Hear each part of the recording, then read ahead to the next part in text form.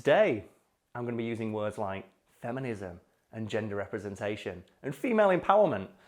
How well do you think that's going to go in the comment section? Ooh. Well, it does depend if this gets shared on Reddit or not, I know. Please don't dox me.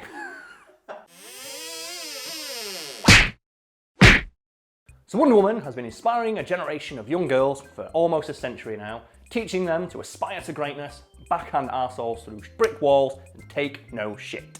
In 2016, the UN tried to acknowledge comics' most wonderful woman by making her an honorary ambassador for female empowerment, which didn't exactly go that well. So far from being a small announcement made on their website to capitalise on the new DC movie or something like that, the UN made a whole song and dance about this thing, going as far to invite Linda Carter, the original fucking Wonder Woman.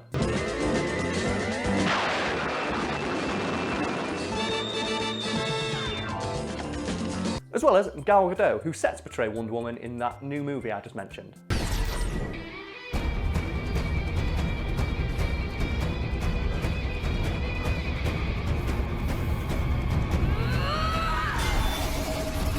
Why did they choose Wonder Woman? Well, the UN never really issued an official statement on why they chose Wonder Woman, but it's fairly easy to read between the lines. She's a globally recognised icon of femininity, and she's a symbol which translates across all cultural boundaries. We live in a world, like it or not, where comic book characters are more famous than real people. So similar to Superman, she's more of an ideal to strive towards, it's more what she represents, and that is a strong woman who just doesn't give a fuck and will shut down anyone who tries to dismiss her because of her gender.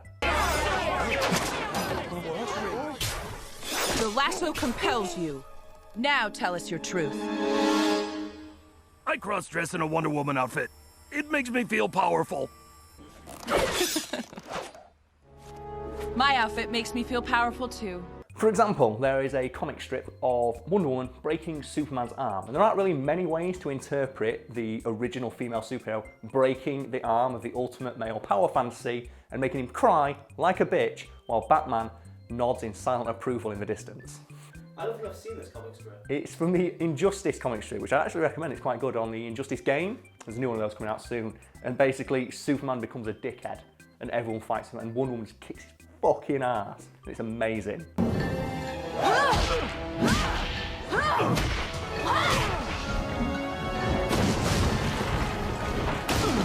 Like, who wouldn't want that person representing their gender? Same as, like, I don't mind Batman representing.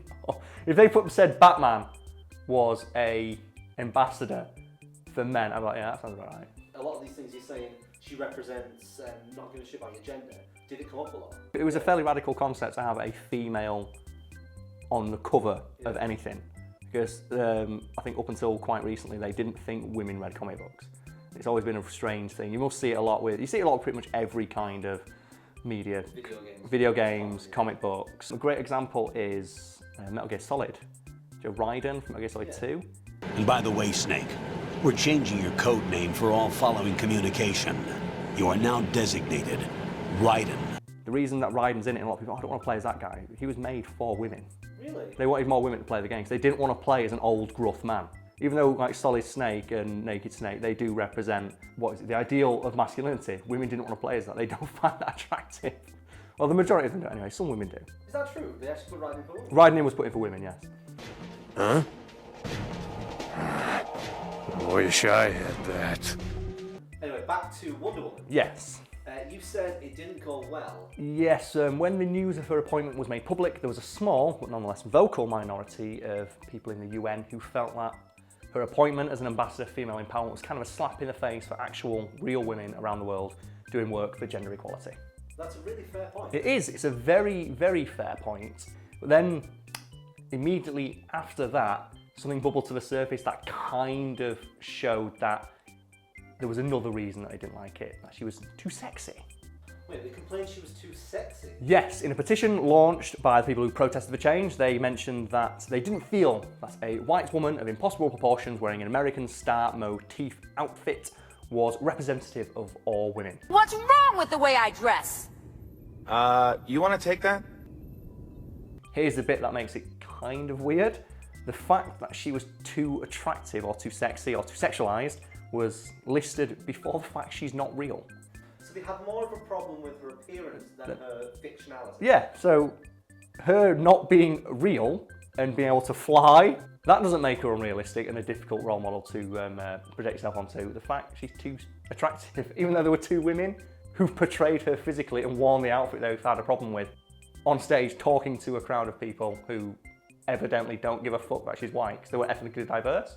Gal Gadot was really confused about it as well. She said, I don't understand the controversy. Why can't a woman be smart, strong and sexy? But I think Linda Carter had the best response where she said, I don't see it as a problem because Superman's worn a skin-tight, revealing outfit for the same amount of time and no one's ever given him shit about it.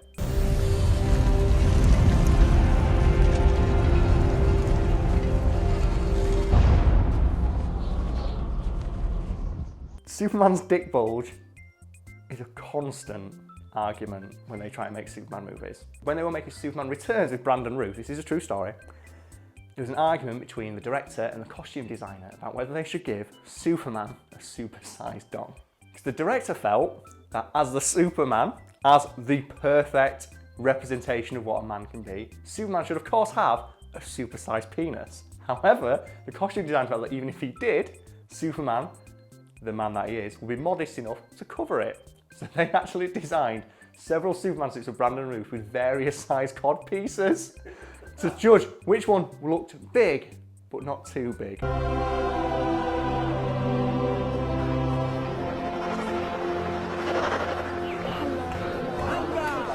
At the same time, no one ever gives a fuck about that guy. No one ever gives Superman stick for being an unrealistic representation, because we understand that he's an unrealistic representation because he's Superman. He's a superhero. He can bench buildings and fire lasers out of his eyes. We don't expect him to be an accurate representation of what we can physically become. We're supposed to understand that he's more of an ideal that we strive towards, like his dad says in that movie, that's shit. The symbol of the House of El means hope. Embodied within that hope is the fundamental belief in the potential of every person to be a force for good. That's what you can bring them. The idea is that Superman is perfect. The idea that Wonder Woman, she's perfect. You can't be what she is, but at the same time, you can try, and that's all that they ask, because you can't try as hard as them, because you can't fly. The end result was 2 months after she was made a role model for female empowerment and gender equality, Wonder Woman was quietly and quite unceremoniously fired. So it's a fair move, I understand it. Like, it is a bit unfair and a bit of slap in the face to the women around the world, the real women. I just think it's funny. Yeah. I just think it's amusing that the idea of her being too attractive was more offensive to some people than the fact she's not fucking real. I am Diana of Themyscira. In the name of all that is good, your wrath upon this world is over. Yeah. We do like and subscribe. Oh shit, yeah. Like, comment, subscribe. Done!